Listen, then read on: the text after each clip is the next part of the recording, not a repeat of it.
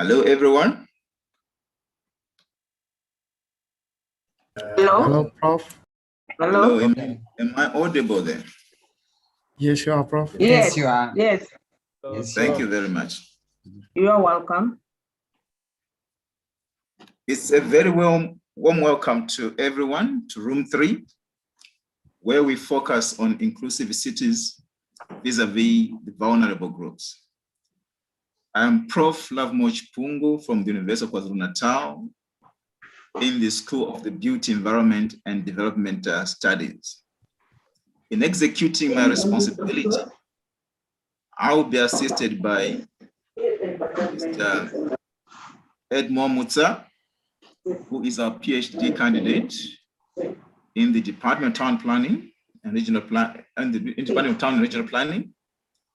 I'll also be assisted by Mr. Samuel Madiese, who is currently the lecturer in Urban Regional Planning at the Federal University of Technology in Minna, Nigeria, but he is also our PhD candidate in Town and Regional Planning here at the University of KwaZulu-Natal.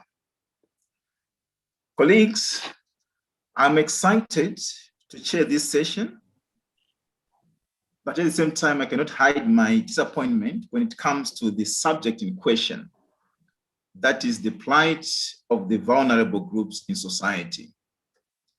We all know the list of the vulnerable groups in our society, and it is endless. But in this particular forum, we are focusing on the elderly, we are focusing on the migrants, we are focusing on women, we are focusing on children, and we're also focusing on those who are living with disabilities. These groups of people represent the minority, yet at the same time, those people whose voices are muffled. They represent groups of people who are discriminated, people are oppressed, people are violated, and people are abused. Above all, people who suffer from all forms of social and economic exclusions.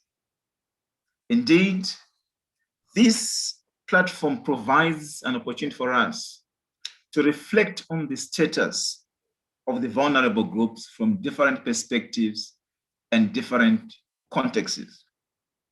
I'm happy to tell you that in this particular session, we are going to have presentations from different perspectives and from 3 different contexts. That is from Mozambique, from Nigeria, and from Poland. Let me not preempt our expectations. Instead, allow me to bring on board our presenters so that they can take us through what they have for us. Our first presenter is Professor Ines Raimundo from the University of Eduardo Mondlane in Mozambique. Prof.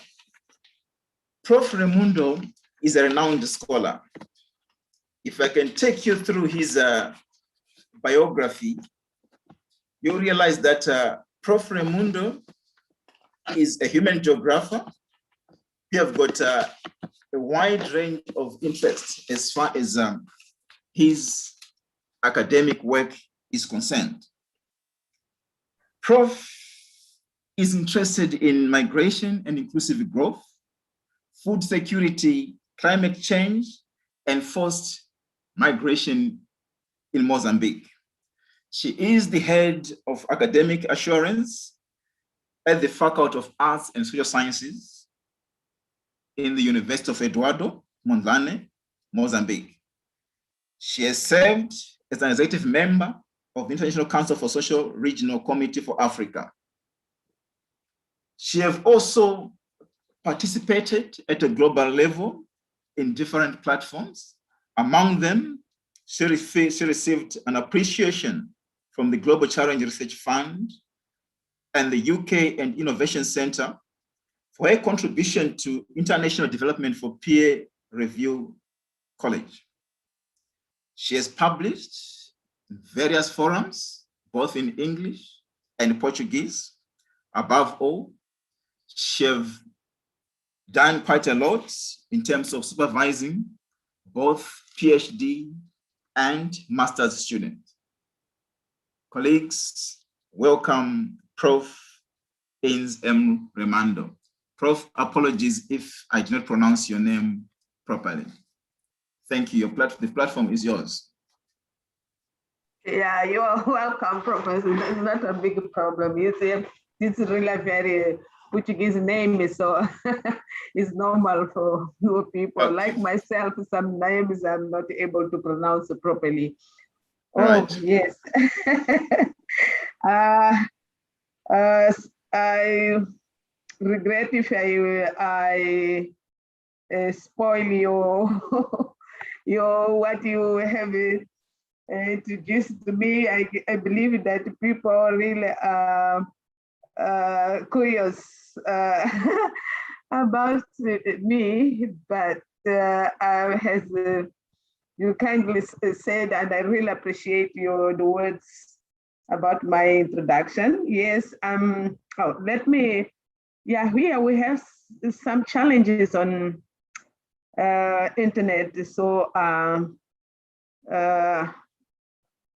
regret not to share my camera, but later on you will see my face. So I'm sorry for that. The internet is really bad this side. Okay. So as I was introduced, can you hear me? Hello? We can hear you very well, Prof. Oh, can go okay, ahead. Thank you. Okay. So for me, I just suggest to discuss with you about the participation of African migrants in this process of inclusive growth. Why I suggest this topic? The reason it's one, because when we talk about the African migrants, it's all the time is in a derogative way. Migrants, job stealers, African migrants, all these names that we know and we can find even in the literature. Even when we talk about the literature of migrants, African migrants, it's very little. It's the literature which is linked with people who are fleeing from their countries because of political persecution, because of wars, because of climate change impact, and so on and so forth. And very little is paid in terms of their contribution for this topic that we are discussing, which is inclusive growth. So I have two concepts for this, my presentation. One, it's about the inclusive growth, and the other one, it's about migration. Okay, in terms of inclusive growth, it's clear that it's very debatable concept, but I took the easiest definition from the OECD, which defines inclusive growth as economic growth that is distributed fairly across society and creates opportunities for all. So in terms of migration, okay, again, there are so many definitions on that, but the very important thing is to recognize that migration has to do with people, with movement of people with the intention to settle in a given area. So taking these two concepts and trying to fit on what I'm suggesting to discuss with you, which is about African migrants, I also have to recognize that this is part of a project which is called MIAG, which is Migration for African Inclusive Growth. This project is led by Professor Gailis Mohan from Open University in London, and is run in 3 African countries. My country, which is Mozambique, Kenya. No, it's 4 African countries. My country, which is Mozambique, Kenya, Ghana, and Nigeria. So we wanted to know what kind of contribution that migrants bring to these 2 hosting countries when we're particularly on the issue of inclusive growth. So, and that inclusive growth, the main topic that we're looking at, it was about if these migrants are bringing development, if these migrants are bringing the job beside of these discourses that we know about Africans. Okay, so in terms of my country, we define the 6 main citizenships: China, India, Burundi, Rwanda, Portugal, and Nigeria. Obviously, I'll not talk about China, neither about Portugal, because they're not Africans. So, okay. So first of all, just for those who don't know where Mozambique is, or neither know where the seat of Maputo is, which is the capital of Mozambique, you see, this map can show you, it's very close, just 80 kilometers away from the border, even to Eswatini, or the border with South Africa. So what are the objectives that we defined? We defined as a group, and later on I defined for this particular analysis that I'm bringing here, is to understanding the meaning of the inclusive group under the perspective of immigrants themselves. And secondly, the contribution of African immigrants to inclusive growth. So this study, and we did surveys, and also we did interviews. In terms of surveys, we surveyed 85 women and 278. And here I have to inform you that we also included Mozambicans, because we wanted to know what is their perception about the migrants contributed. This is really interesting, because we can't find in any paper about migrants' contribution, African contribution. But when we have conversation with Mozambicans, who realize later on that, oh, Africans, they contribute more than, for instance, the other nationalities. Why I'm saying that? For Mozambicans, they say that the Africans, they have taught them how to run business, which is really important. And also, the other immigrants from Europe or Asia, they are involved in big projects. So when we talk about big projects, for them, hardly you can see what kind of impacts that they can get, specifically at the low level, like a community or like a neighborhood. So, okay, as I said, which countries have they moved from? We have Burundi, Nigeria, Portugal, and Rwandese. Most of them, the Burundis, they came from Tanzania. They used from their country to cross the border of Tanzania until Mozambique. The Nigerian, some flew to Belgium, then went back to Ethiopia, to South Africa, and from South Africa, they came to Mozambique. While the Rwandese, they came from Congo, Ethiopia, and then reached Mozambique. So what are the main causes of migration? The Burundi, it was war. The Nigerians, war, the Biafra one. And this is also very interesting, because the Nigerians who we interviewed, they refuse to be called the Nigerians. They say that they are not Nigerians, they're coming from Biafra, which is really interesting, because there are so many here running a business in the city of Maputo. And also they were living in South Africa. Then they decided to settle in Mozambique, in Maputo, because of xenophobic attacks, and because in this process their business were destroyed. And some, for instance, they were following husbands and the lack of job opportunities. This is the case of those who were in Belgium. In terms of Rwandese, they came to Mozambique because of political persecution. They were following husbands, lack of jobs in Rwanda, and the need to pursue studies outside of Rwanda, particularly in an English-speaking country such as South Africa. Okay, Mozambique is not an English-speaking country, it's a Portuguese-speaking country, but they are here because they were persecuted in South Africa, so that's why they decided to come here. So they feel that to be a friendly country. So the question that we posited them, this is part of interviews. Why did they choose Mozambique to live? Let me take some examples of Burundi, Rwanda, and Nigeria, not the Indian one. So the Burundian said that he said that is a very interesting question. I discovered Mozambique through South Africa where I was living. I read the news about Mozambique and started to gain interest. On the other hand, I studied at school the history and geography of Africa that included Mozambique. Since it wasn't pleasant living in South Africa anymore, I thought I would move here. I moved by making visits and realized how pleasant it was to live here than in South Africa. Sorry, South Africa for that, but this is what people were saying.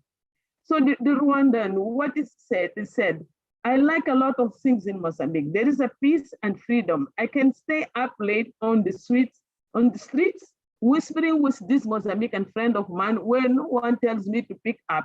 Only now with Corona, we have to close the store early.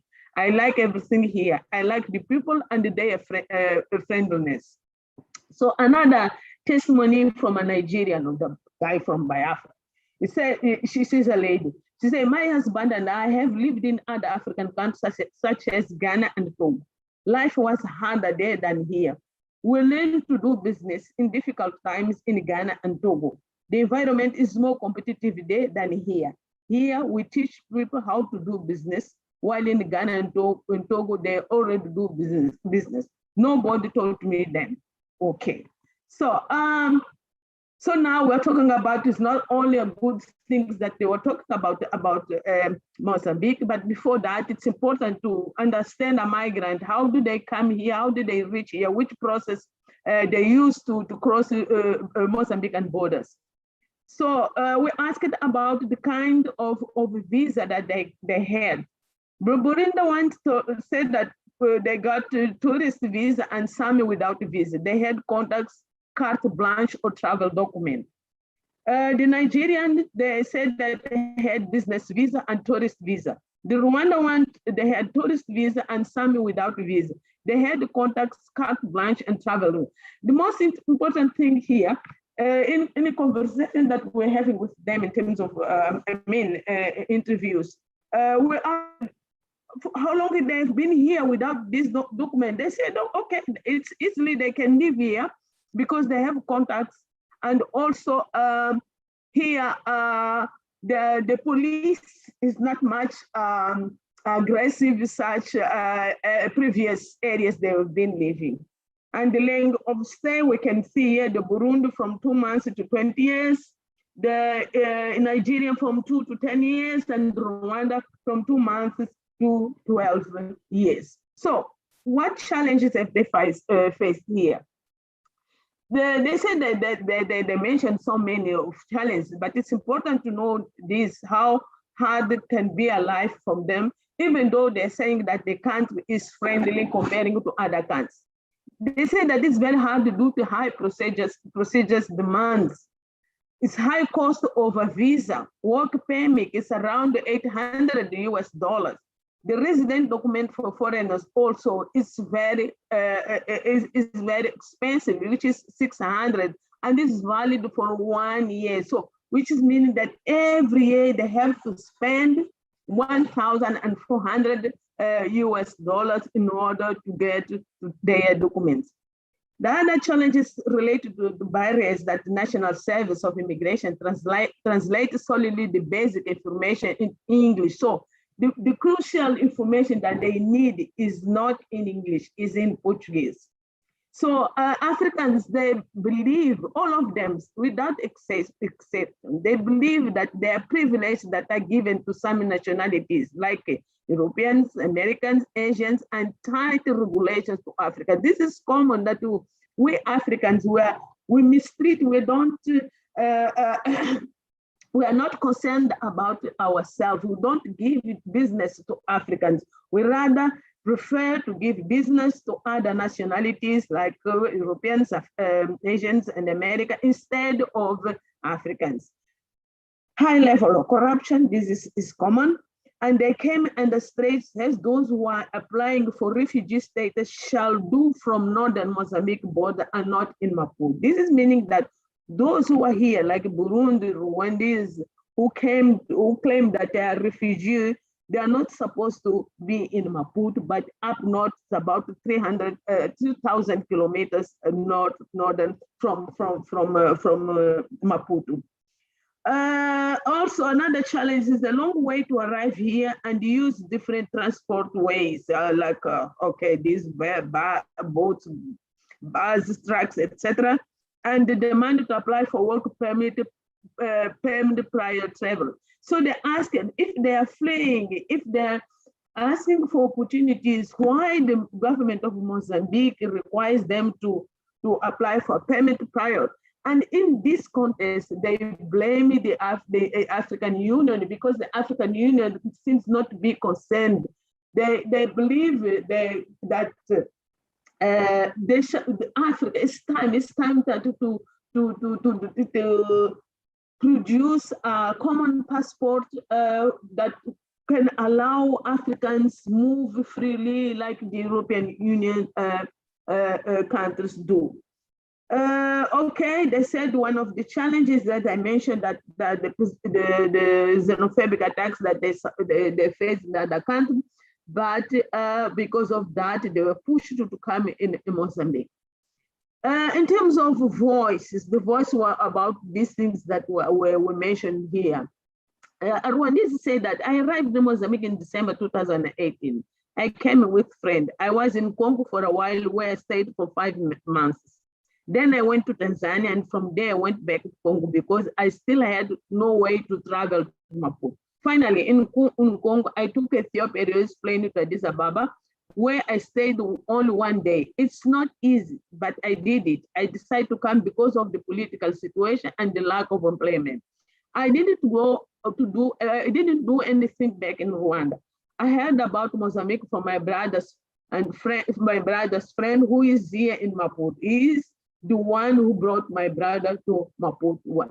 So it's important also to recognize that even though these challenges that they're facing, there are networks among Africans. The problem is our governments are not recognizing the role that they are playing. So let us go for their concept of inclusive growth and their contribution to it. Aburinda said that it's everyone's participation in a country's economy, which is good. This in fact, it fits with that previous definition that I gave about inclusive growth. Okay, so the Burundian said it's everyone's participation in a country's economy. It doesn't matter where one comes from, as long as one works, one gets his or her income and pay his or her taxes. For Nigerian said, all I can say is that the African continent is very rich and all kinds of resources. Inclusive growth would be the situation for all Africans to benefit from these resources. For the growth to be in fact inclusive, Mozambique needs to integrate Africa. This is really very important because when you talk about inclusiveness, means not only nationals, but all those who are living in host in the country. So Nigerian, like that Nigerian says, yeah, Mozambique needs to integrate Africa, not only thinking about other continents, because the idea is, the other continents that are bringing a lot of money, while Africans, they are not. So the Rwandan said that inclusive growth has to do with the growth of the economy of a place. It is inclusive in that if it benefits everyone. For example, when there are business investment, it is assumed that communities will benefit. This inclusive growth can be measured periodically. For example, with this study, you can measure growth whether it is inclusive or not. It has many African immigrants with extensive knowledge in business, technology, mining, and language teaching. See, for example, here are Africans who speak English, French, Arabic, and Swahili. So in fact, Africans are losing a lot of skills that are brought by these African migrants. So the last one is, I think We are registered at the trade sector. We pay taxes, and residents, we pay annual tax. We pay emoluments for employment contracts. We pay for the renewal of deal. When we are sick, we pay the clinics or hospital. We pay household income, electricity, water, telephone, car manifest, ready tax, garbage tax, telephones, food. So you see, this is another perspective of being part of inclusive growth. Is all the taxes that immigrants also are demanded to pay in Mozambique. So in terms of their contribution, in which sectors do they contribute to inclusive growth? Yeah, you find here business, trade, supermarkets, informal market, accountant in a bank tellers, consultant, gas station, hotel receptionist, restaurant including managers, immigrant association officers, construction material seller, construction seller, saloon hairdresser, tailoring, dressmaking, the Netherlands embassy. This is one we interviewed, and in the communication. So you can say there is a variety of sectors where migrants do contribute. So but this one is about a Portuguese was claiming about other citizenship. Also, I will not share this one. So migrant skills and Mozambicans job creators. The counted skills are accountants, trade, sales, civil engineering works, business, interpretation like Mandarin, English, Portuguese. We found a Burundi who is able to interpret from Mandarin into English and English to Portuguese, which is really fantastic. So we can see how Africans are really very adaptable and adjustable to any situation, management, and so on and so forth. So what kind of contribution do they give and do they pay in Mozambique for inclusive growth, particularly in the city of Maputo? The most important one is the contribution to job and employment. As Rwandese said, I have this bottle store, I have 2 employees, a Mozambican and a Rwandan. This one is new. The former left work. My husband and I do this local business because this business has a lot of output. We sell a lot every day. This shop or container is rented to a Mozambique. My intention was to have a hair salon, but I saw that drink is so faster profit. Mozambicans have no commitment to work. They work poorly and want to receive money. Okay, so we have another examples that how they provide job for especially this unskilled job. I like this one. A Nigerian said, we have taught Mozambique how to run a business. They know that business is made by small profit and not to gain at once. We taught them that a client is not all those that can afford. It is about an individual who needs your service. So in terms of conclusion, inclusive growth is a debatable concept. Maputo City, the capital of the Republic of Mozambique, has chosen to discuss the contribution of immigrants into inclusive growth, starting from the point that migrants can be the drivers of any economy. And we can witness this, that how Maputo has changed that, even other cities like secondary cities or even small cities, because of the contribution of Africans, migrants. Interviewed Rwandans, Burundians, and Nigerians help communalities in defining inclusive growth. For them, they have contributed to inclusive growth in the city of Maputo through the following actions: job creation, tax payment, service provision, skills offer, and African migrants. Even the challenge that they have faced today is a sentiment that they are doing more than what mega projects give in terms of job. African migrants are creating opportunities to many people through their business.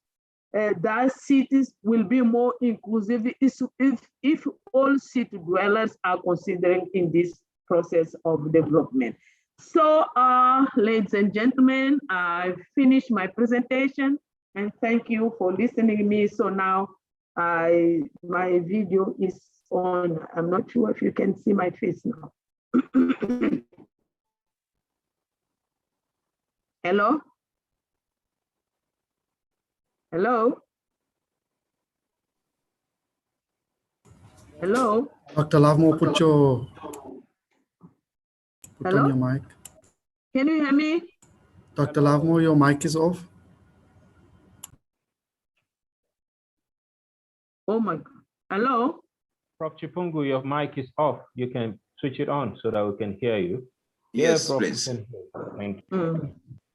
Right, I was just saying thank you very much, Prof, for the presentation. That was very interesting, and it gives us actually a very positive perspective about the life of migrants in Mozambique. Colleagues, I'm sure you agree with me that that was a very good presentation. Can I propose that we go through the other two presentations, then at the end of the session, we take all the questions. If it's all in order with you, I will call upon our second presenter. Okay, thank you. Right. Our second presenter, once more, is a renowned professor. Here I'm talking about Prof. Bonale Walab, who is the head of the department, who is the former head of the Department of Urban Regional Planning and the pioneer coordinator of the postgraduate program in Indigenous Knowledge and Development at the Center of Sustainable Development at the University of Ibadan. Prof is a renowned scholar who had been to various countries, in particular to the States, where he was a visiting scholar. In addition, Prof have got a wide range of interests, which range from disaster management, urban and peri-urban agriculture, climate change, community environmental planning, integrated waste management, indigenous knowledge, and development. During his career, Prof had also served as a consultant, both to the government and to the international platform. He had been a resource person to the UNDP, UNICEF, Habitat International, Capacity Building International of Germany, Bill and Melinda Gates Foundation, the Institute for Human Settlement and Environment, the World Bank, and many more.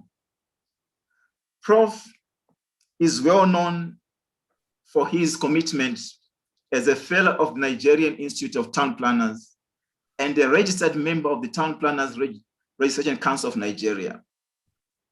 At one point, he was the chairman of the technical committee of the 2013 and 2014 Mandatory Continuing Professional Development Program of Nigerian Institute of Town Planners. Prof, welcome you to this platform. Let us share your presentation.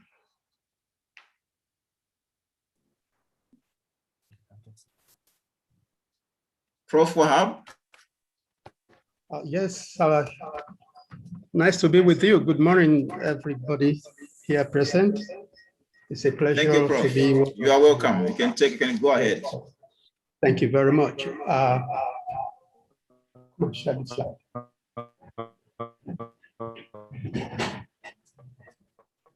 Just a moment, please. Yes, Prof. There's an echo coming from that side.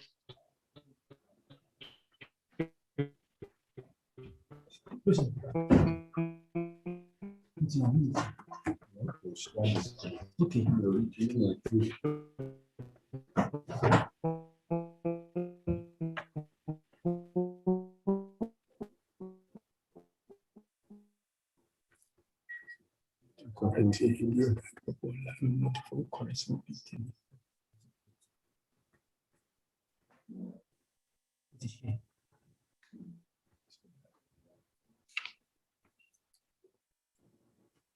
Are you managing, Prof?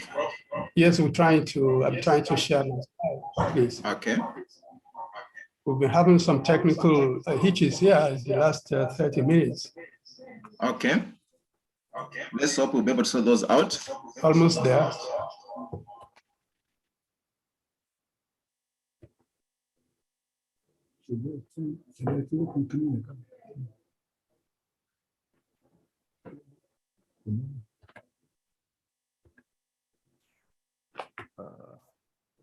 Sam, don't you have a copy for presentation? Yeah, we do have. I can share from my end for Prof. Please. Oh, okay. Can you see the slide? Yes, I'm sharing for you, Prof. All right. Right. Thank you, Sam. Yes, sir. Thank you very much. I apologize for the technical hitch. We experience it here all the time. No, that's fine, Prof. All right. You can proceed with your presentation. Saying that I'm presenting this on behalf of my colleague and myself, Olusegun Falola, is of the Department of Urban Regional Planning, University of Ibadan here. Yes, without wasting. Hello, time. Prof. Sorry, Prof.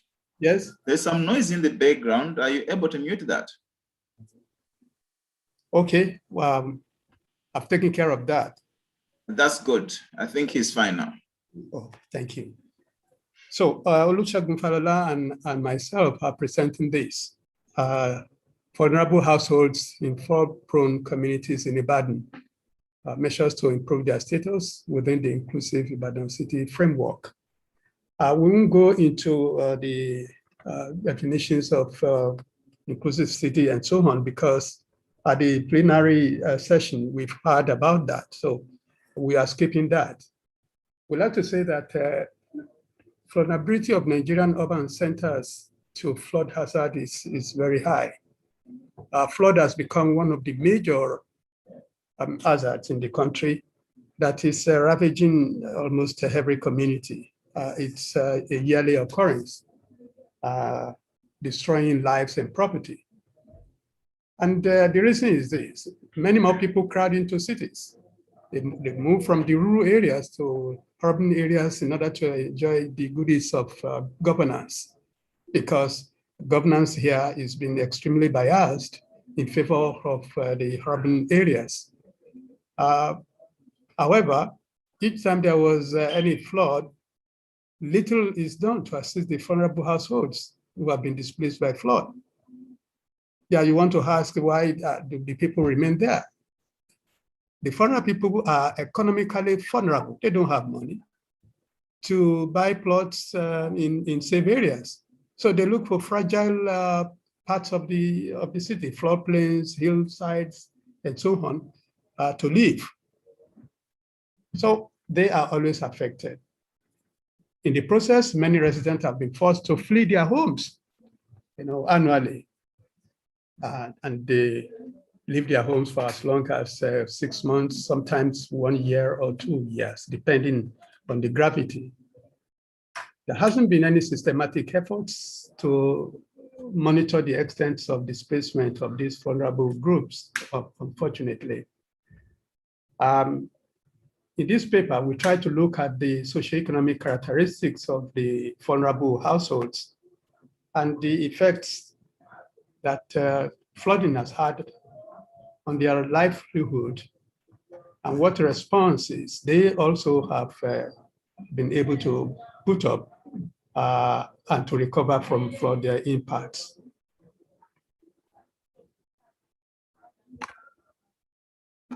Now, this presentation centers on Ibadan, which is regarded as one of the largest cities in Africa, but the Black man's city. It has a population of over 3 million now, almost 4 million, and it's been projected to reach 7 million by 2036. There has been frequent rainstorms and flooding in Ibadan, and that has made it one of the most vulnerable cities in Nigeria in the recent past. The number of flood events has been on the increase. I want to say that between 1902 and 2017, there have been 19 flood events in Nigeria, in Ibadan alone. There have been deadly ones. That of 1980 was the earliest, most devastating one, where tens of people died. But then the most recent and the most destructive was that of 2011, August 26, 2011, when over 100 lives were lost and over 2,000 buildings were flooded, with thousands of people also displaced. We used survey-based approach in this, a questionnaire, interview sessions, FGDs. Now, we had a random sample of 1,175 buildings, which is 50%. Hello, Prof. I think there is also a disturbance from the background. Yes, that is also being taken care of. Okay, thank you. I'm sure you can't hear it anymore. I'm sorry for this. So we did a sample of 50% of the buildings that were flooded from the 2011. Prof, if we're going to have that disturbance, maybe you should consider also removing the video. Maybe it could work better for you. Yeah. And thank you. Yeah, okay, thank you.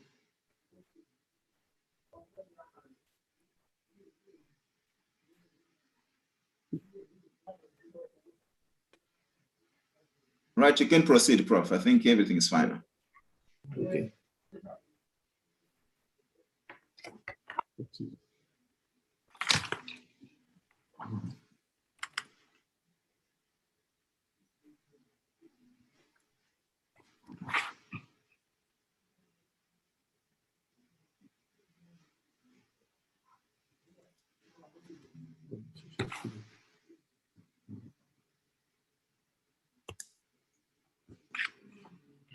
Hello, Prof. Can you still see my screen? You can't see your screen. Okay, is that all right? Okay, the results. We observed that 2,105 buildings were washed away. You sound a bit far, Prof.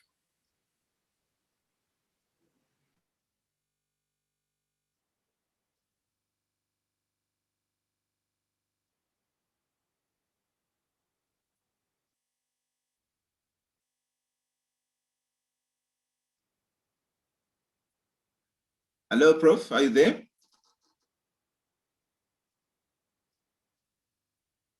I'm here also.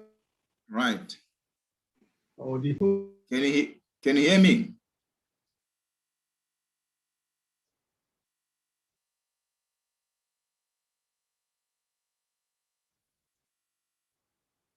Hello? Unmute, Prof. Yes, can you hear me?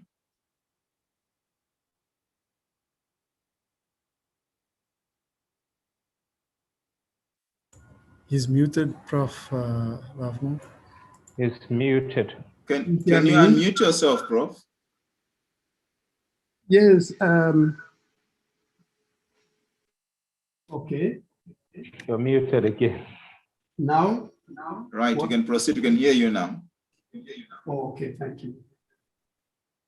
Yes, 21 and 5 buildings were washed away, over 100 lives lost, and about 102 people were confirmed dead in the 2011 flood disaster in Ghana. 33% of the buildings were inaccessible after the flood.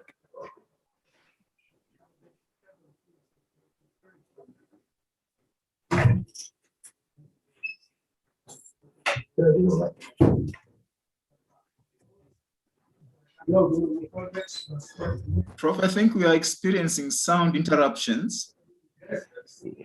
Yeah, I think the problem is that probably Prof has. I think Prof has there's two systems set up in the same room for this presentation. So there's bound to be interference. There's bound to be interference. So we might need to separate Professor Wahab from Segun Falola. Maybe they have to be in different spaces for us to stop this interference. Unless we have that, we'll continue to have this technical glitch.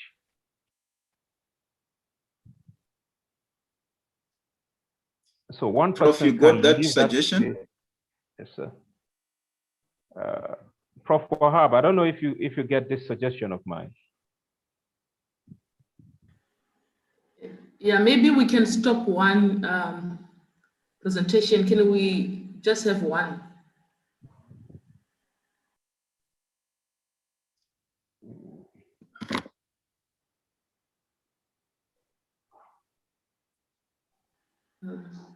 Seems you're having a communication breakdown. Yeah. Yeah, they're having a communication breakdown. I think the challenge is just what I said. So is it possible for us to get the next presentation while they try to sort this out?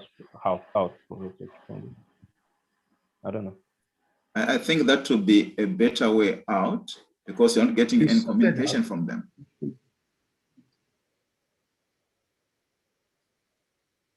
Through you, Chair, can I request that? No, I can hear you well. Okay, are you there, Prof? I'm hearing you well. Okay, Prof. I'm hearing you well. Okay, Prof, please tell Segun Falola to mute his system. Yes, it's muted. It's muted.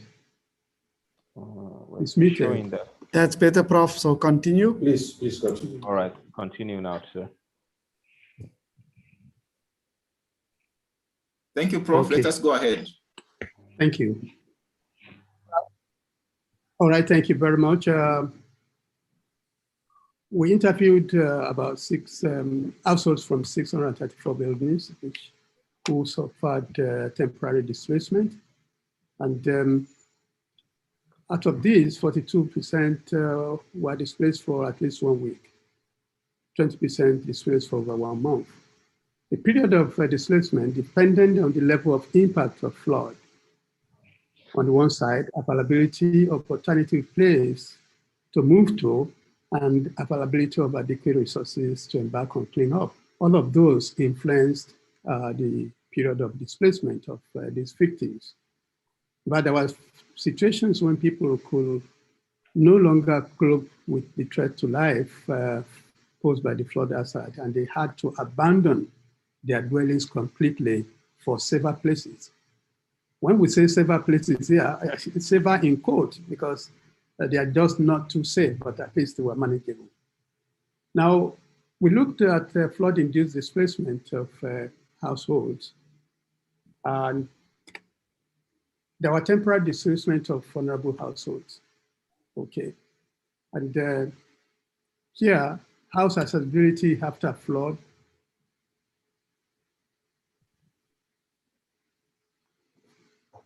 Yeah, about 19% moved to places of worship, churches, mosques, while 16.5% went to their families to hibernate there for a while, 15% to friends, 10% to neighbors, and about 4% outside of the state. Of all these victims, only 71% were ready to relocate if they have a better place. Unfortunately, 23% are not willing to relocate. For no reason, they don't want to relocate. We came across an elderly person of about 75 years who insisted that he would rather die in the story building, which he built when he was young. You know, he said he was sentimentally attached and he would never leave that place. You know.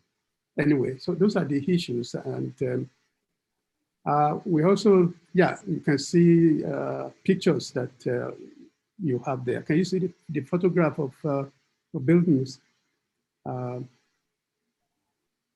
Yeah, plate 1, you know, abandoned building at one of the communities.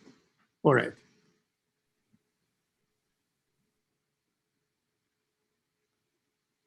We also have cases of permanent displacement. A total of 207, which is 7.4% of the affected buildings, were totally abandoned. And more than 631 households were permanently displaced. On the average, we have about 3,726 persons who were permanently displaced and did not come back to their buildings. The cases of abandonment varied with the level of impact of flood, as we stated across the area. Socioeconomic determinants of flood-induced displacement. socioeconomic status, have a great deal to do with whether or not people will want to get displaced. Age is an important one. The higher the age of the group, the longer the period of displacement. Education level also contributed a lot to this. Differences in education is reflected in decision to relocate. You have people who have low level of education, just relocating with abandon, whereas civil servants and private practitioners were displaced for a longer period because they could afford better places, whereas farmers, traders, artisans, and informal sector workers could not afford to be so displaced. They came back immediately. I mean, people who sell vegetables and yam produce and bicycle repairers or vulcanizers, they had to. Yeah. Cases of abandoned buildings also differed according to income groups. So also there was positive variation between income of household head and the building abandonment. The household head that is rich, it's able to move away very quickly, move out very quickly, unlike the man I mentioned the other time, because very poor, he couldn't afford to buy another plot of land in a safer place or even build one. Low income had stayed back, okay? Flood-induced displacement was the same across marital status of respondents. Men and women were equally affected in their decision to get displaced. Now, again, still on socioeconomic determinants, building attributes also contributed to flood-induced displacement. It's a driver, major driver. The building uses, for instance, school buildings, religious buildings, all of these were such that the occupants or the owners did not want to leave the place because they have their customers around. They have their congregation in that place. So moving away from that place means they'll be losing their customers, they'll be losing their congregation and so on. Then building occupancy also was a driver, was seen as one of the drivers. The owner-occupier buildings were abandoned for longer periods than the renter. I mean, somebody who came all the way from Lagos to work in Ibadan or live in Ibadan cannot afford to just stay away. He's a renter, he doesn't have family there. So they continue to live, to manage themselves out there, whereas owners are able to move out and go elsewhere. But there's no significant difference in the period of flood-induced displacement and the number of stories of building, whether bungalows or one floor or two floor buildings, it's the same thing. One other issue that we noticed, which has to do with the vulnerability of people, flood-affected people, is the disparities in rescue activities and relief item distribution. In Oyo State, where Ibadan is located, we have the Oyo State Emergency Management Agency that is supposed to conduct rescue activities and give relief items to victims of flood. But the rescue services rendered by this institution was not even across the flood-affected areas, because most of the officials are urban biased. The councillors, the politicians who are in charge, they will favor their own people at the expense of the other ones. So there is inaccessibility to some affected communities during flooding because bad roads. And this is one of the issues confronting the vulnerable people.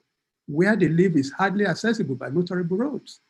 In case of fire emergency and medical emergencies, they are not easily reached, by vehicles and so on. Of course, there is inadequate staff strength and working tools and insufficient funds, to undertake appropriate and adequate rescue operations. More of the relief items went to the favored urban reach. Households within the urban areas also benefited more from government relief packages, like I said, because they are more politically powerful. I mean, it is in urban areas that, in urban communities, that you have the governor, you have the Speaker of House of Assembly, you have the senators and all of these. So they are usually favored. Now, from this study, we want to say that vulnerable households that had no better places to go continue to live in their damaged homes. Unfortunately, cracked walls, cracked floors, and blown up roofs, leaking ceilings, and all of this, they continue to remain there because they are economically vulnerable. They are weak. They don't have the money, and nobody is coming to their aid.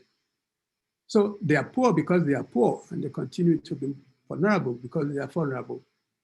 So they live in makeshift shelters on floodplains and hillsides, on watersheds, and more life-threatening areas of the city. A great deal remains to be done to address the protection, adequate protection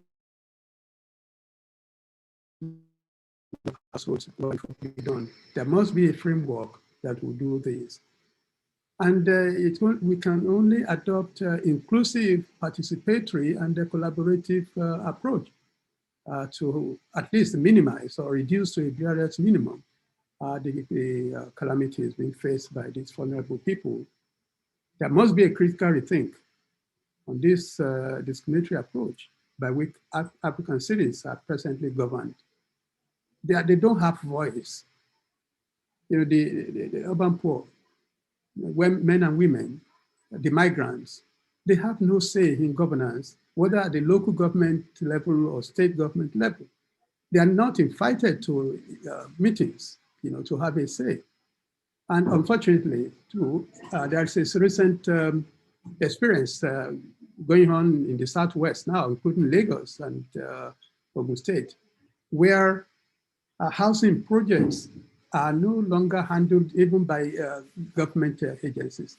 You have the private developers acquiring land just anywhere without recourse to town planning authorities in the various local government. They just prepare a layout and divide into plots, whether or not it will be suitable and adequate for those who will be there. Estates that are devoid of green areas, of play areas, of groceries and daily need items. You know, this is what is going on. So it seems like town planning is not working pretty well now because these developers, they are concerned about profit that they will make, and they just go on doing it. In the 33 local government areas in Oyo State, where Ibadan is the capital, the planning authorities no longer prepare planning schemes or layout. This critical function have been left to the private housing developers, who are more interested in acquiring cheap land, is it floodplains, watershed, hill slopes, to subdivide into the greatest number of residential plots, devoid of essential communal facilities, including markets. You know, drainage is unorganized. There are no house and carb and convenience shops. Fragile ecosystem areas are built on rather than protected from buildings. And so whenever you have any rain, places become easily flooded and people and residents are hampered. The design of estates, the choice of what type of plots, desired facilities, and construction materials are exclusively the preserve of these developers. Sorry, Prof. Can you wrap up? We are kind of running out of time. Thank Sorry? You. Oh, okay. Can you? Well, all right. Yes, thank you. Yeah, I'm so we are saying here that vulnerable groups are critical stakeholders who have very rich indigenous knowledge that evolved through the citizen science. They should be employed to adequately address the physical, socio-economic, and other dimensions of vulnerability and create cities that are inclusive of all classes and groups. The vulnerable groups should be accorded full recognition as important citizens. There was this Sustainable Burden Project, which is a United Agency sponsored program in Nigeria. And SIP adopted the Environmental Planning and Management Framework, which is inclusive, participatory, and collaborative to solve water and sanitation problems in low-income and vulnerable communities in Ibadan. That framework is being recommended, whereby the vulnerable groups will be represented in decisions that are affecting their life and living in the cities. On this note, I want to thank you very much for your attention. Thank you. Thank you very much, Prof. That was a very good presentation where you talked about how the vulnerable groups were impacted negatively by the gravity of the floods. Colleagues, we are racing against time. At this juncture, allow me to call upon our last presenter, who is a professor from the university, from the Kadesk University of Technology in Poland. Professor Hannah, sorry, Hannah, I can't pronounce the other names. It's okay. Professor Hannah is the co-founder of the JUT Urban Data Lab, focused on urban data analytics and data-driven design. She is an urban planner with international planning experience, GIS, analyst, and spatial data scientist. She is also the co-author of quite a number of books, among them being the Spatial Development Plan for the Kadesk Metropolitan Area. She is also the board member of the Polish Society of Town Planners, and also she is a member of ISOCAP. Colleagues, let us welcome Prof. Hannah to give us a presentation. Thank you, Hannah. It's over to you. Thank you very much for inviting me today. It's a pleasure to give a presentation on today's seminar. Let me just share my screen. Can you see it? Yes, it's very clear. Prof, you can go ahead. Perfect. Thank you very much. So as I was introduced, I'm Hanna Obrach-Kamińska, and I'm from Poland, from Gdańsk University of Technology. And my research is focused on the use of data in urban planning. So today I will speak a little bit about the possibilities of using social media in our field of work, so in urban planning and urban design. And my presentation is entitled The Image of the Tree City. The Tree City is because I'm from Gdańsk, and Gdańsk, actually the metropolitan area of Gdańsk is built from 3 cities. So Gdańsk, Gdynia, and Sopot. So we tested how can we use social media based on this area. And the image of the city is because of something that you already recognize. So it's about Kevin Lynch and his story of 5 elements. So this is what I'm going to speak about today. So far, we have this knowledge that big data is used in so many disciplines. We know that, for example, in business, they're really very much focused on how they can use big data and how can benefit from this knowledge collected from this extreme data flow. We also know that quite often the data from, especially from social media is used by different marketing companies just to recognize what are our needs and what we may be interested in. But on the other hand, as urban planners, we know that there is a potential. We know that data gives us this opportunity to recognize what are the needs of people. but we don't really know how to use it, how to benefit from this in urban planning fields. However, there are also quite a lot of researchers who are focused on that, and we can find some interesting research related to the use of social media data in urban planning. Most usually, we use data from social media to assess the quality of life, to measure the fluctuation of our mood, and to measure the activity patterns. So to recognize basically how do we live in the city and what are our feelings or how do we feel about particular places. We can find very interesting research on, for example, how particular public spaces actually influence on our well-being. How do we perceive this kind of space? And that was something very interesting for us. So we thought that this is a starting point to do something maybe more comprehensive.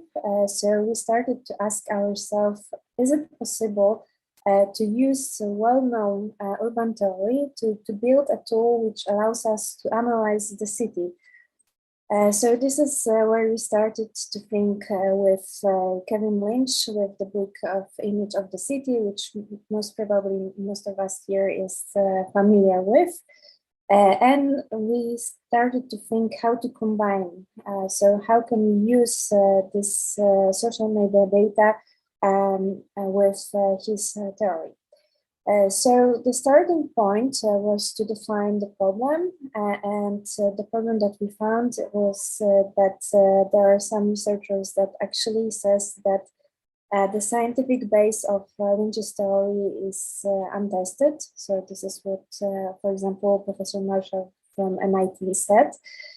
So he also asked the question whether we can actually test if he was right, if really these 5 elements can be recognized, and this is how we really perceive the city.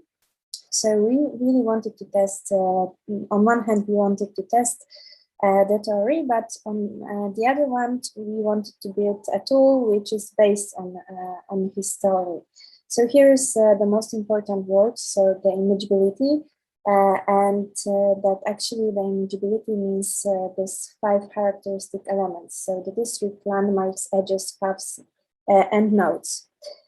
So we are trying to find a way how, by using social media, we can actually group this data in this 5 group of elements which are characteristic for this period. We know that Lynch's theory comes with mental maps, so that was our starting point to collect the data for our city where we did our research. To really see how people feel about these particular places, what do they recognize in the city, how do they navigate. So we asked to draw these maps, but we try to georeference them after that. So we collect the base to compare with our further research. But at the same time, we also ask few additional questions. So for example, we ask a question about what are the most characteristic elements of the space that people recognize. So what are the most prestigious places? What are the nicest places where people would like to spend time? What are the main roads to the office and back to home? And what boundaries they recognize? But we also ask to draw a mental map of the districts in the true city and how people recognize it. The next step was to actually transform all this information into the maps. So we use GIS tools here to georeference the maps and to actually get the information about these characteristic elements and put them on the maps to have this possibility to compare it with our research that we did. And the research actually came with 3 questions. So the first one was, can we obtain a consistent set of the city in the digital age? And can social media data provide a reliable and verifiable set of city images? And if yes, how does it compare with city images constructed using religious methods? And what is the implication for us as urban planners? And of course, about the findings, what can we do next with the findings? And I will try to say a little bit more about these particular elements. Of course, there's always a question, can we use social media as a reliable source? And that was the question which was asked actually by the reviewer when we presented. Sorry, Dr. Hannah, can you also wrap up? We actually left with a few minutes to end the session, and we still need to ask questions. Okay, I would try to make the presentation. I was prepared for 20 minutes, but okay, let's try to do that. Yeah, I know you come in a little bit late, but we're actually running out of time as well. Okay, thank you. So generally, there's 45% of the population in Poland that have active accounts. So if we do traditional survey, we will never get so many results. And I will briefly say about the methodology, because that was quite crucial and it took quite a lot of time, because we mixed traditional data sources from the administration to collect information on basic elements which are related with Kevin Lynch theory. We also use image processing tools, geotagging, also DB-scan methods, cluster analysis, and kernel density. And we were trying to build the image. So on one hand, we had this traditional method and recognize 5 elements. And on the other hand, we are trying to recognize photos from Instagram and try to divide them into these 5 groups. And what we found is that the images are quite similar. Because, for example, comparing the results from traditional methods and social media data, we actually get the recognition of districts, which is very similar. So people actually recognize the districts both on social media and in the real life in the same way. They recognize most of the landmarks, and this is a high comparison between the reality and social media. We also can define edges, but that was kind of unclear, but actually we see where the boundaries, because suddenly we don't get any posts, geolocated posts, so there is a break between edges and social activity. And the most interesting one was the paths, so generally how people move around the city. So when you compare, for example, how the posts from social media are spread, and compare them with, for example, space syntax results, we see that basically there are the same paths which are very much clearly visible. So the most important roads or the railways, this is what we can really find. What was very interesting was that, for example, tourists and residents recognize the city a little bit differently. So the tourists navigate through landmarks and paths, but they don't know anything about districts. On the other hand, residents see it on the other way. And what is very interesting was the differentiation between languages. So we can actually see in the city that there are some particular spots where people speak different languages. So it means that we have these places where we can see that people are not integrated with each other. They're concentrated with the one group, social group, and they don't go around. So that's a suggestion that maybe these are the places where we as urban planners should consider some integration center to help the people to be more part of the city. So that was a very interesting part of the research, and trying to sum up it very quickly as we are running out of time is that really we can find high degree of the overlap between the real world and social media and data, and actually we can replace the traditional surveys with the data from social media, because it will really give us a nice picture, a nice image of the city, and will show us quite a lot about problems and that can be very helpful. Of course, people will say that, okay, social media, that's not the real world. This is something what we do, and there is a limited number of the people. But on the other hand, basically, we can see that there are so many active people that we will never get so many responses from traditional surveys. However, of course, it will never replace our work, and it's very time consuming, and the cleaning process, for example, is very long to really get some reliable information.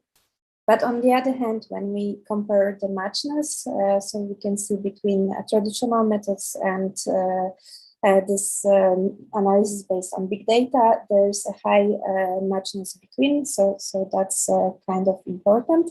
And what I really liked about the results, that it actually shows us where is the concentration of activity of particular groups of people, because we can recognize whether it is a woman, whether it is a group of young people, or different people from different languages. And for all of them, we can actually recognize where they are in the city and where we can consider thinking about creating some community centers or how to help people to get in touch in the real world, not only online. So this is what I will sum up with. I was trying to keep it very short, but if anyone is interested in the paper, it's already published, so I can share with you, so you can learn a little bit more about the results and about the methodology.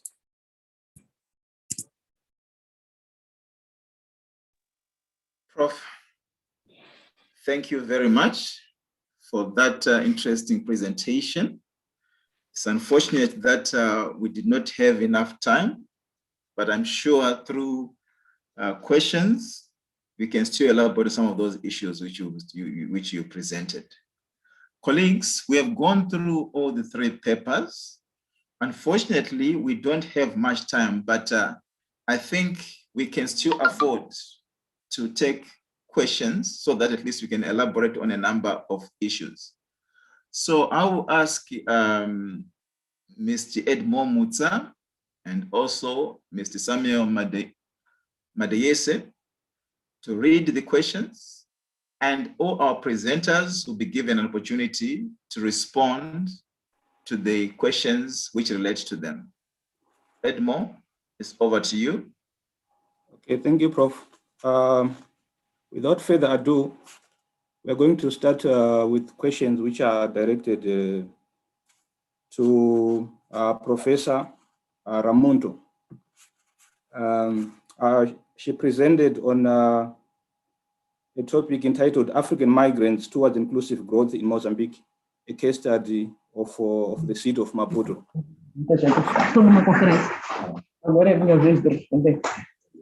So the first question reads, this is from Professor Chipungu. It reads, does economic status of the country determine the acceptability of migrants among African countries? I'll repeat. Does the economic status of the country determine the acceptability of migrants among African countries? That's the first question. Could you please, I couldn't get properly, what, sorry? Can you repeat that one? Okay. Just slowly. Yeah. Does the economic status of the country determine the acceptability of migrants among African countries?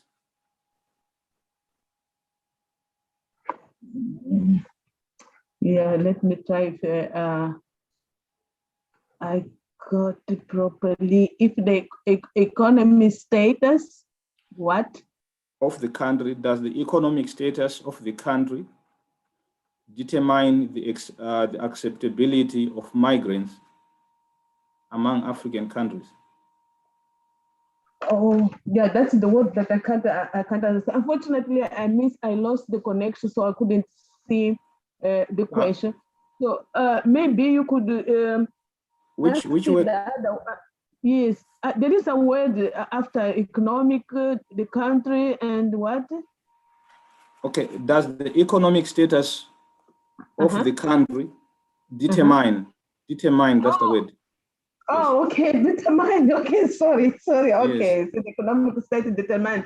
Yes, of course. And I think that, may I respond that question now, or will you put all the questions? I can read all of them if you don't mind. Okay, good. Yes. Can I read all of them, or you should take Okay.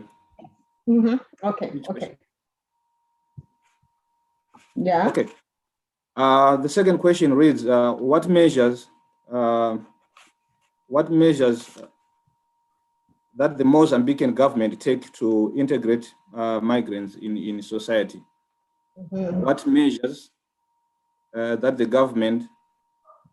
Mozambican government take to integrate migrants in society? That is the second question. The third question, this is from Mr. Tolupe. It reads, are these some differentiated challenges migrants face based on gender and the nationality? Are these some differentiated challenges? Yeah, I got it. Okay, thank you. The fourth question is from Mr. Petmo Taruinga. It reads, does the government of Mozambique have a preferred list of businesses and professionals in short supply? Yes, it's okay. The fifth question reads, this is from Professor Chipungu. From a racial perspective, how does ordinary local people respond or treat migrants? From a racial perspective, how does ordinary people respond or treat migrants? Yes, thank you. Yeah, thank you. Yes, if I got you properly, your question. Sorry, first of all, sorry, because I was not getting properly the first question. In terms of economic status, yes, of course, but I think that one is not only referred only to Mozambique. I think all African countries do have in their mind about what are the migrants are acceptable and who are the migrants are not acceptable. So if you look, of course, the countries, they look about what do they gain with certain people. So if you are coming from a poor country, obviously we are not welcome. Welcome if you are coming for a stable economy. And that's why the trend is to those countries or continents that are strong. In terms of Africa, yes, we suspect, the government suspects each other. We suspect about our Africans because we know that we have in our mind that the migrants are not coming to contribute to anything. So that's and I think it's not only for Mozambique, this thing, it fits in all African countries. So pertaining to how if the government of Mozambique, what measures that government of Mozambique take in order to integrate? I fear to say that, okay, unfortunately, first of all, the country doesn't have any migration policies, which is really a big problem. We've been struggling on that, trying to establish, trying to define it, trying to design a migration policy. The problem here is why migration policy is not part of the agenda. It is because migration is looked at one of the variables of demography. So starting from that point, they put together with fertility and mortality. So it's part of national population policy and not a specific migration policy. So that's why I can say that there are specific measures to integrate of migrants. What we have here is, okay, the do's and don'ts about migrants and about the rules how to enter and to exit the country. So in terms of challenges, if you will look at in terms of gender, there is not much difference in terms of our studies, we found very few females as migrants. Most of them who found they came as attaches, they came as part of their, they come as following their husband. So there is, I can't say that if there are much difference, because out of this number that are presented, there are very few. It's about 10 women that we found. So, so does the government has a preferred list? Yes, of course. And in terms of profession, the government is more concerned about these big businesses like coal, like oil, like gas, and the mining. This small business is not really a concern. And it's part of a really huge debate about the relevance, about the importance that is given to big businesses in Mozambique. So, and the problem of that, it's these big businesses, they hire highly skilled people, and particularly people coming from there, from the place where the money is coming from. So if the money is coming from, the investment is coming from Portugal, we'll find a lot of Portuguese. If money is coming from UK, we'll find a lot of UK people here. If it's coming from China, oh, this is another story. We'll find a big number of highly. In terms of Mozambique, and they just highly this low scale profile. So about racial, even though there are so many, a lot of says about race here, I think we're slightly in a better situation if we're trying to compare with other countries. In fact, the issue of race is not really a big problem, even though people are talking about some privileges that are given to this light skin color. But in terms of migrants, who do we have? Most of them that are okay. Sub-Saharan Africa, most of them are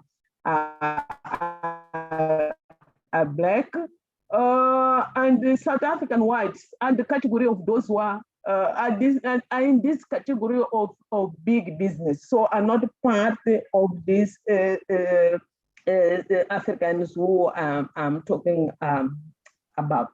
So I hope that I've responded to your question. If not, later on we can continue our discussion. I think you've responded. We can move on to the questions which are directed at the second presenter, which is Professor Wahab. Yeah, thank you very much, everyone. Yeah, my name is Medaisha Samuel. I'll be addressing, I'll be posting questions that were posed to Professor Bolanle Wahab and Olusegun Falola on the presentation titled Vulnerable Households in Flood-Prone Communities in Ibadan, Measures to Improve Their Status within the Inclusive Ibadan City Framework. So we have a first question from Professor Chipungu, which is, he asked, what role did government play in stabilizing and attending to the flood victims? Professor Chipungu wanted to know what efforts government put in place in order to address or stabilize the victims of this flood disaster. I hope Professor Wahab is here to address this question. So I'll just take the three questions, or two questions that he has. The second one is a comment from Medaisha Samuel, which is about the importance that this then brings to the fore the critical role of citizen participation to achieve inclusiveness in the face of disaster management. And then the question is, which rung of the ladder of participation do you think is applicable in this context? That in the context of this disaster, which rung of the ladder of participation do you think is best fit for this contest that you have presented, sir. So these are the two questions. Hello. Professor Wahab, yes. The first question is that what role did government play in stabilizing and attending to the flood victims? The second question is that which rung of the ladder of participation do you think perfectly fits the context of your presentation? Thank you. Can you hear me? Very well, sir. All right, thank you very much. I'm glad to say that in the case of the 2011 flood disaster in Ibadan, the then state government was very active in taking decisions to solve the problem, to rescue people and so on. Security services, including the Boy Scouts, including the fire brigade and the soldiers, the army, the police, the civil defense, all of them were mobilized to go to town, to rescue people. They even mobilized the canoe and ship operators in riverine places like Kapete and so on for 3 days. This wooden canoe was piloting people from the community to the other part of the city. But more than that, in September 2011, the governor, Senator Ajimobi, inaugurated an 11-man task force to assess the extent of damage and the impact of the flood on people. And without being immodest, I was the chairman of that task force, and we assessed the damages throughout the 11 local government areas of Ibadan. And we produced a report which attracted the World Bank to intervene. The World Bank gave a grant of about $200 million. Following that, a project was, Ibadan Urban Flood Management Project was established solely to handle the reconstruction, recovery of damaged property here and there. In the last 8 years, that project has been building standard bridges, standard roads, and culverts, to the extent that many of the usually flooded areas have been rescued. But it's concentrated more in the city. So this is where the bias come again. Okay, the activities of the Ibadan Urban Flood Management Project, which is World Bank backed, is concentrated more in the urban communities because the thinking is, well, that is where you have the largest population, and that's not good enough. Those in the peri-urban also need some assistance, and they need to be included in all of this, knowing full well that the food that we eat in the city comes from there. So the government has been up and doing in this regard. Although I'm sorry to say that the Ibadan Urban Flood Management Project is going to end next year. It's going to end next year, and the role and responsibility are now being planned to be performed by the Ministry of Environment and Natural Resources. So that's about that one. The city was mobilized. Roads are constructed, bridges and culverts, all these hydraulic structures, the weak ones, have been strengthened, and flood water is flowing. But the attitude, the irresponsible waste management attitude of urbanites is still there. People have been plugging the newly constructed concrete drains, deep and wide concrete drains. They have been clogging it with solid waste. People just fling their refuse inside the drains. And this is one of the triggers of the flood, because flood water is not able to flow through the drains into swim and other areas. So water flows back. Now, what rung of the ladder? Well, where you have the full participation of the citizens in urban decision-making is the most required, is the most appropriate, not the token participation. No, not a situation where you just inform, you have one or two people from a community to attend a meeting, you give them snacks, and then they go back without saying a word. That's inadequate. These days, stakeholders across the board must be invited. And this is where the Ibadan Sustainable Ibadan project became a model. In Sustainable Ibadan project, water and sanitation problems are solved through comprehensive participation and inclusion of people in the community. The community people will approach the Sustainable Ibadan project management to say, oh, we have water problem, or we have sanitation problem, or we have drainage problem. They will be the one to go. And then the technical arm of the Sustainable Ibadan project will visit that community, hold meetings with them, and then establish what we call working group. A working group will be established, which will include representative of market men and women, the road traffic people, people in academia, people in trade and commerce, in industry, in the ministry, all of them are. So it's a model of effective environmental management approach, which involves everybody. They will look at the issue, they will formulate criteria to solve it, they will draw plans. You know, in the case of spring, there was a spring project in Badagudu, and Oduakewu in Okeofababasale in the Ibadan North local government. The community was ravaged with waterborne diseases because they didn't have water. But there was a spring there, which yields water throughout the year.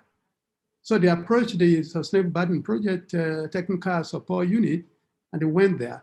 They then mobilized themselves, the men, the women, the youth, the artisans, all of them, school teachers, everybody has a representative in that working group. And they drew up the plan and examined it. And they even decided what they would do to make the project sustainable. So the community themselves had to, how to fix a charge for everybody that comes to the spring to draw water. The spring was no longer such that you just go there, dip your bowl and fetch water. No, it was piped so that it becomes a very hygienic source of water where nothing can pollute it. But if you want to draw water, 10 liters, you pay maybe 2 naira. They fix it. And they also inaugurated a management committee comprising of men, women in the community, and all of this. So this is the type of framework, the type of approach that is best suited for situations like this. Anywhere we have the low-income communities, we must not underrate them. They have social capital. They also have intelligence. All they need is being mobilized in the most transparent way, okay? And things will work. Thank you very much, Prof, for your time.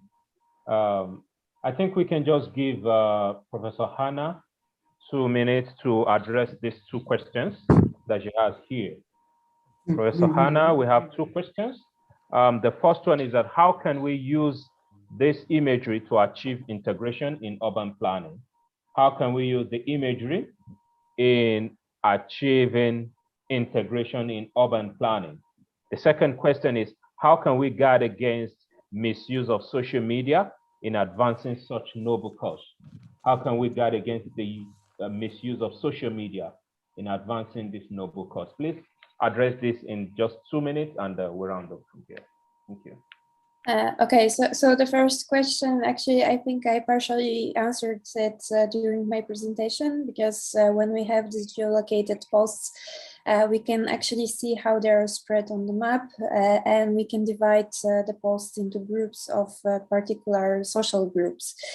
So we can recognize what particular social groups are concentrated in which places in the city, and based on that we can formulate some recommendations for shaping our cities. So for example, as I said, when we see that we have a group speaking different languages in different places, and the posts are not spread around the city within this particular language, they are concentrated in one place. So that actually shows that we have this separated group in the city. And we know from the sociological point of view that this is not a good solution. We should care about social integration. So based on that, we can actually show where we should go in the city to help people to be more integrated with other residents. On the other hand, we can also compare some results, and this is what we did. So we, for example, looked at the map and noticed that there are several places where people are very active, but actually there are no local communities. People actually don't spend time there together because we don't have well quality of public spaces, we don't have any place to gather. So basically that's also the answer where we should think about shaping this kind of local centers to actually help people to be together, especially when they're already active. On the other hand, we also see that there are some places empty, so it means that people are not active, they're not participating in any type of urban activities. So that also shows us as urban planners that these are places where we should go and try to define what are the problems. Why people are there so not into public life. So from my perspective, these are quite important suggestions what we can do. There are also a lot of complaints in the posts, so we can see what people are complaining about. So what are the urban challenges that we should face? Sometimes we are not familiar with them. So that's also a good starting point to see where we should act, but also we can ask people, for example, creating our own hashtags, even it's helping us, because I did this kind of small research. I was trying to find the answer for a question about particular public space. And by promoting it on social media, I actually got a feedback about what people are thinking about place and what they would like to get in this particular place. So this is also a way of social participation, how to get and how to reach people when they're not in the real space. So that's kind of helpful. The second question, what was asked, is kind of tricky, and this is something that I am asking myself quite often, because we know that there are a lot of data about us used without our permission or without our knowledge, and we are not even familiar with what they are used for. But on the other hand, there are always some pros of this situation. Like, for example, we all use it. We use this knowledge. For example, when we try to get to any place in the city, we quite often use Google Maps just to see what is the traffic. But if we don't share the data with Google, which we don't like, but on the other hand, we won't get these results which are helping us on the daily basis.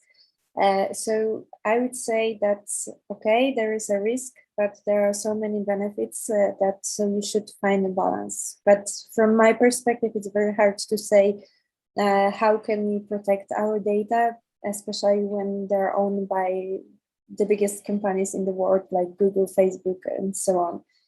So it's rather a question to the national level, not to urban planners. However, as we know that this is happening, people are using this data, so why we shouldn't also use them if they're already there? But we can also show that we can use them for good purposes. So that would be my answer. Thank you very much. Mr. Edmore, you can take it up from here.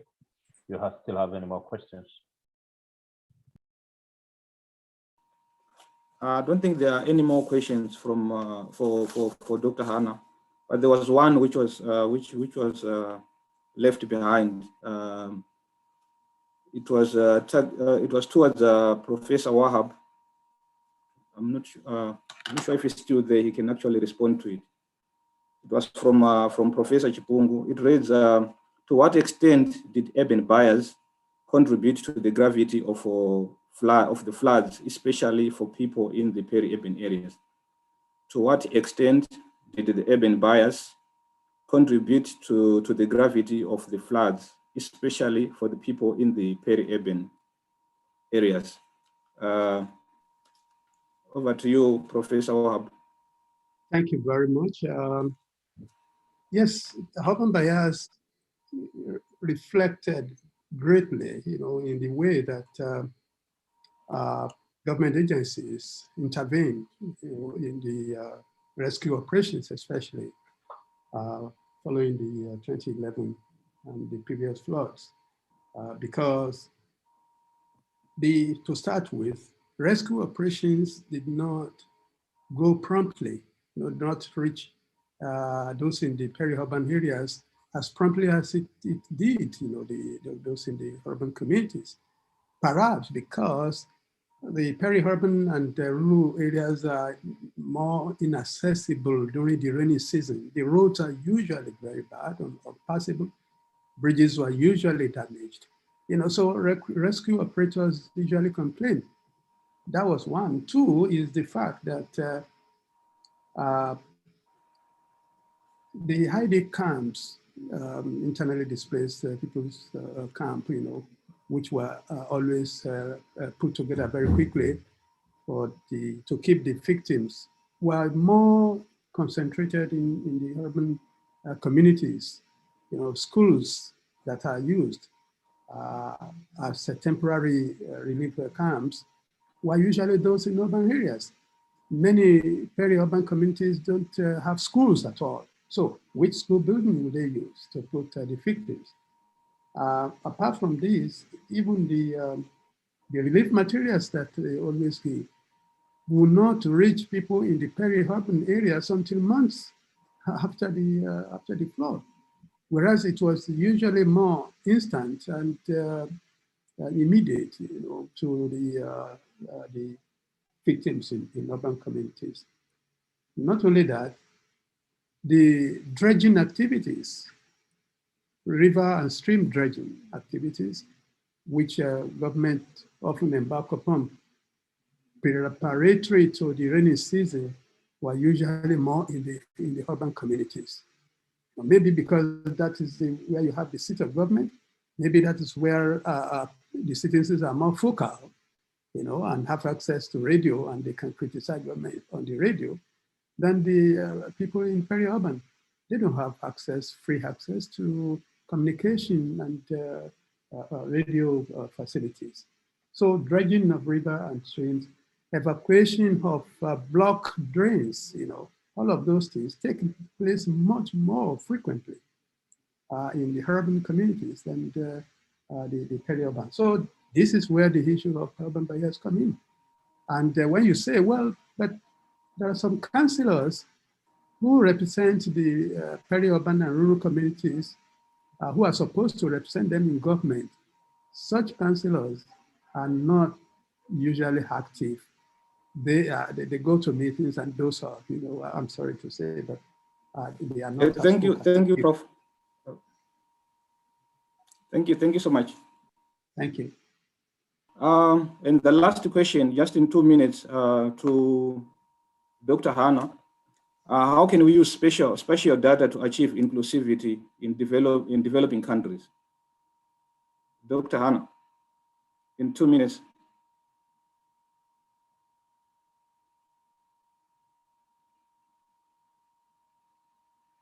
I think she's gone.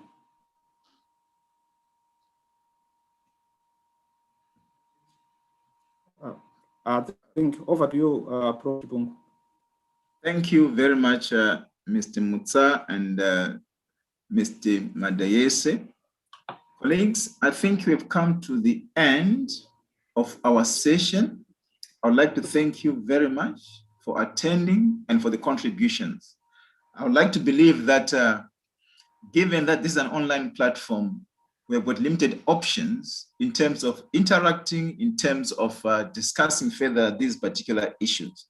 I would like to challenge you to continue discussing these issues in your corridors, take down all the contact addresses you can from your colleagues, and continue taking deeper discussions so that we can get to the bottom of these issues. Indeed, it was a very good morning to deal with all these issues, and I'd like to believe that we will continue deliberating on these issues. It's unfortunate that time was not on our side, but at the end of the day, we were able to achieve our mission. I thank you very much. We'll meet once more in other platforms as we continue deliberating on various symposium issues. I thank you.